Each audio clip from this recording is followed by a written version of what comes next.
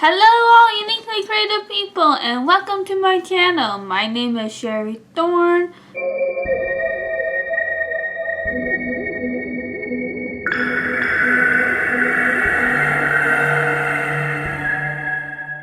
I am currently writing a horror / paranormal dark fantasy novel. I will be updating you guys on that as soon as I can with either shorts or with actual videos. I'm actually currently going to be starting to do a little bit more shorts because it actually fits into my schedule just a little bit easier. Just giving you guys a heads up on that one. Anyways, I am going to be reviewing Ashwood and Brimstone by E.A. Olivieri. I'm really sorry if I pronounced your name wrong.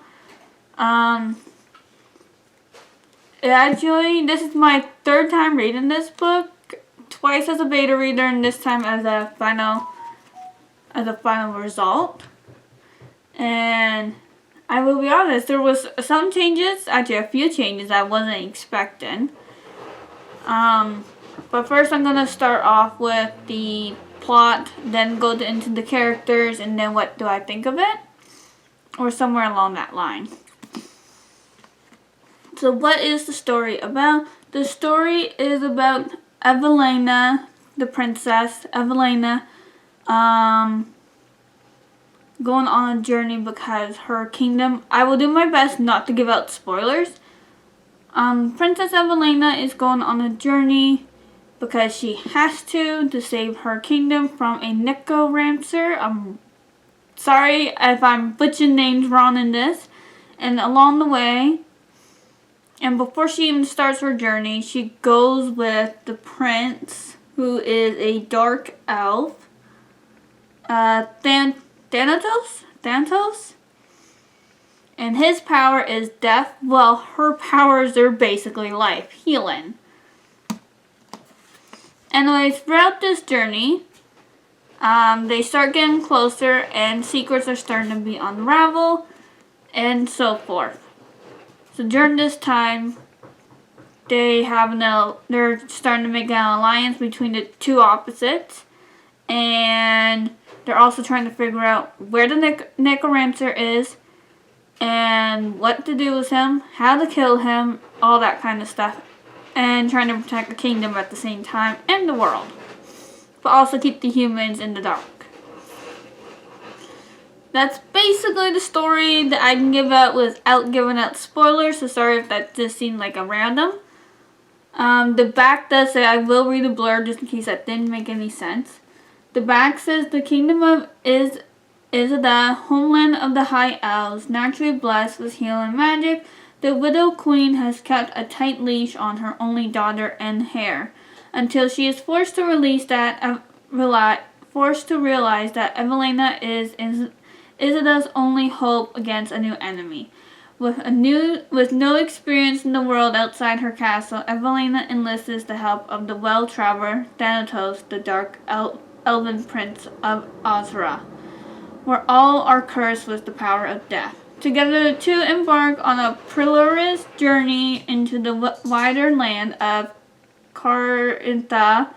All the while, Evelina is plagued by strange and horrific nightmares. Can Evelina and Thanatos see past their people's turbulent histories and work together to defeat a common enemy? And with his princess absent, will Lorcan, captain of the Izadin Royal Guard, be able to pick up the pieces of their kingdom with a deteriorating queen and defend the land from the horde of the dead? So that's what the blurb says. This story is in multiple point of views. There is actually 3 point of views instead of 2. While I was a beta reader, I could only recall reading the princess point of view and the prince. I don't recall reading Lorcan's point of view, which actually was a quite nice change. I didn't realize until I was reading Lorcan's point of view. I was like, oh, this is actually quite nice to know what's going on in the kingdom. Although you already had a good idea what was already happening at the kingdom, but it was nice to know what was happening. So anyways, that is basically the story of this, without giving out any spoilers. Character development, there's really only 3 points of views. So there's technically two main characters, Evelina being the main, Thanatos being the second one, and Lork being the third one. But he has a couple of chapters in here, but not as many as Evelina. And actually, technically, I think actually Lorcan has more chapters in his point of view than Thanatos does. But Thanatos is in the story more often than Lorcan is. So, character development. Evelina, the main female character, she's strong, stubborn, she's been locked up in the castle, so she's strong, stubborn, she's a good fighter, thanks to all of the warrior training she's gone through. She actually can be very emotional. Actually, she's more emotional driven than logic driven. Versus Thanatos, he is more logic driven than until his last ounce of patience or nerves get snapped, and then he goes kind of out of control in one scene. Anyways, Evelina goes through the most character development, not only because the most growth, not only because she was locked up. She had this naive personality where everything was a-okay and that she could rule the kingdom without going out and just being book smart.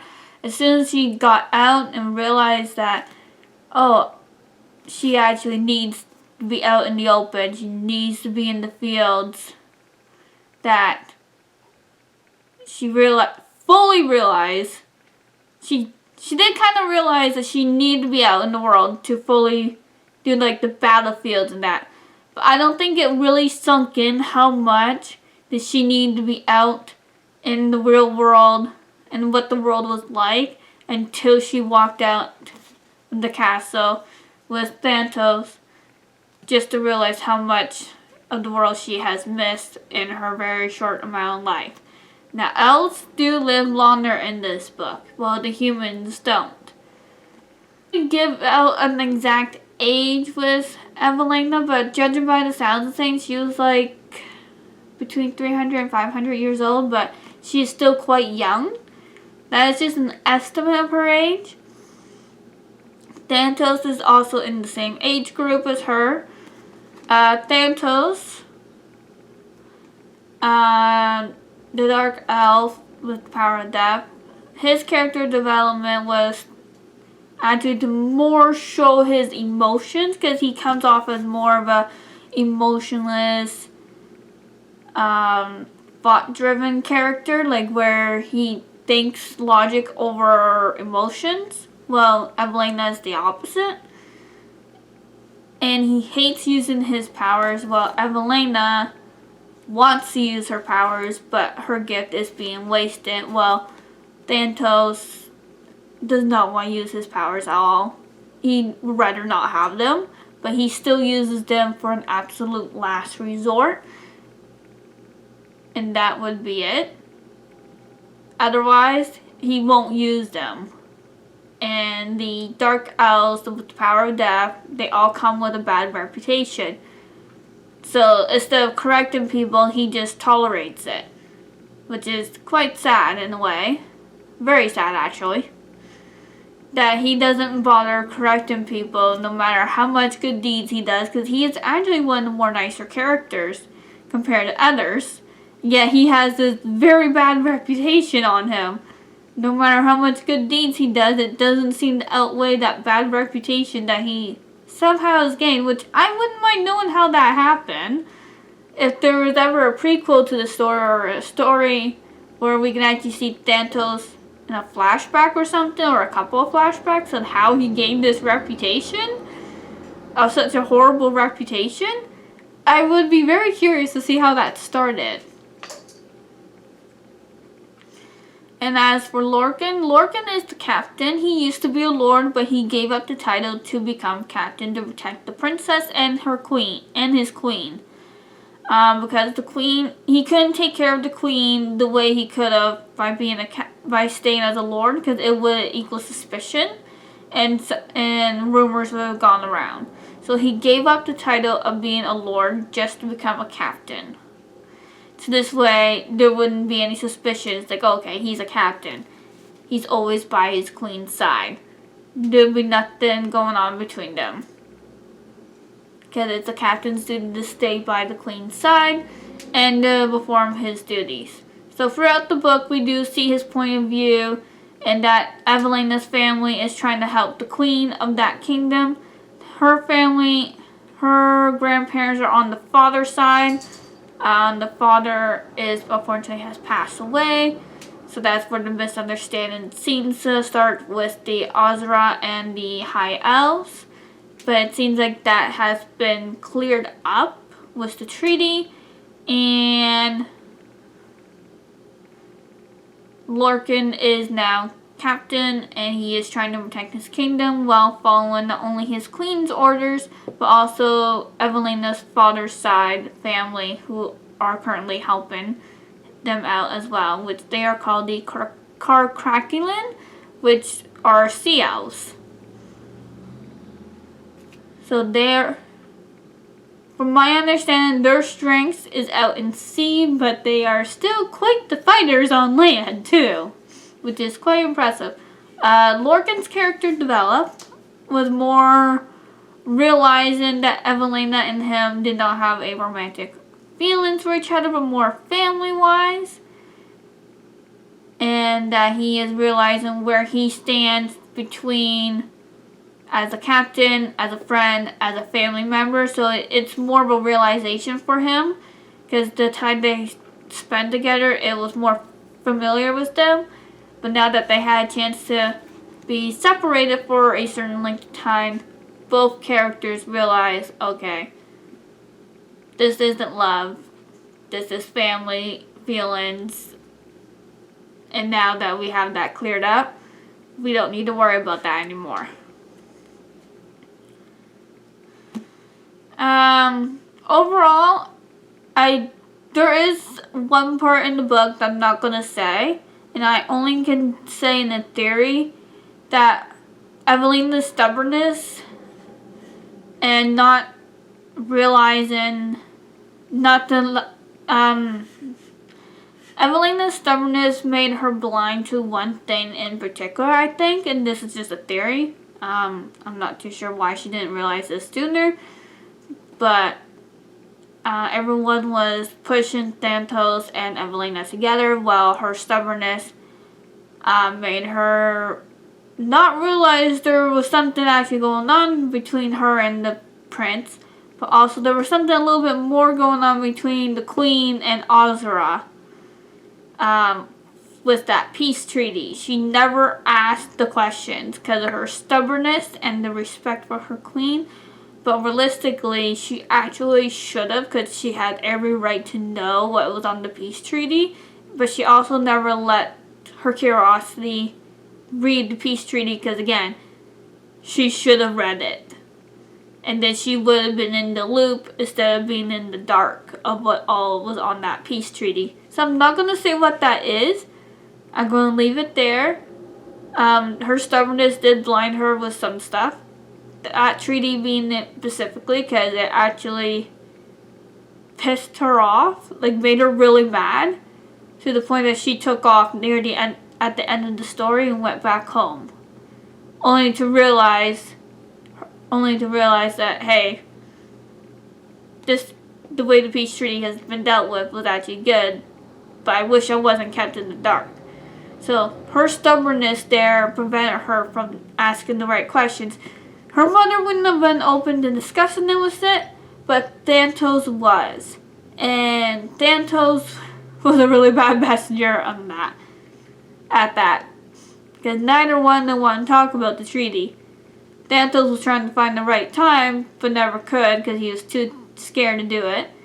And Evelina was too stubborn to ask the questions or even to read the papers for the peace treaty. So, yeah. Anyways, overall, I give this like a 8.5 out of 10. And on Amazon, it would be like a 4.5 out of 5 stars, which is actually pretty good, or somewhere around there. Book cover wise, I actually love the book cover. I asked Olivieri, I'm really sorry if I pronounced your name wrong, where the book cover was made, and she actually made this book cover on her own. And she did the formatting on her own as well, which she did a fantastic job on. So I'm going to have to ask her for some tips and tricks on that. Anyways, I love the book cover. I liked how the story went. And I cannot wait to read number 2. For anyone that is wondering what genre this is technically a dark fantasy, dark high fantasy with a slow burn. So there is romance in it. There is also sexual content in it as well. So I do recommend you being at least 18 years and older to start reading this book unless you are really mature. Overall, high dark fantasy. It's a high fantasy just like it's a dark fantasy as well. I will leave the link down on Amazon. Where I have found it, and all the other websites that this book is available as well. And I'm pretty sure Amazon will have a more accurate name for the genre this book is under. And I will leave a review on Instagram as well. And I will be doing a short on this one as well, just giving out the plot, basic plot, well, the blurb, the rating, and whether I'm looking forward to book 2 or not. Because I know some people don't watch long videos, so I'm gonna start putting not only my book reviews in videos, but in shorts as well. I'm gonna start with the the Cinders and Ashes? No. The first book I did a review on that I just finished last month. I'm going to do a short on that one. I'm also going to do a short on this one. Anyways, I am blabbing now. So thank you so much for watching. Click the like button. Subscribe to my channel. Get notified when I post. Because right now I don't have a schedule. I'm going to try and do live streams once a week. I'm not promising that at this moment. And click the notification, click the like button, leave a comment down below what books you would like me to read next or what videos you would like me to do next. And all the links to my accounts are down below as well. Follow me on Instagram, Facebook, Discord, the Creative Server Discord group. The link is down below on that one as well. And follow me on my other channel called Blood Phoenix. That channel is currently on hiatus at this moment, but there will be changes happening to that very shortly. I'm just trying to make the time for it. And yeah, thank you for watching, and I'll see you guys next time. And remember, stay true to yourself and stay unique. Bye!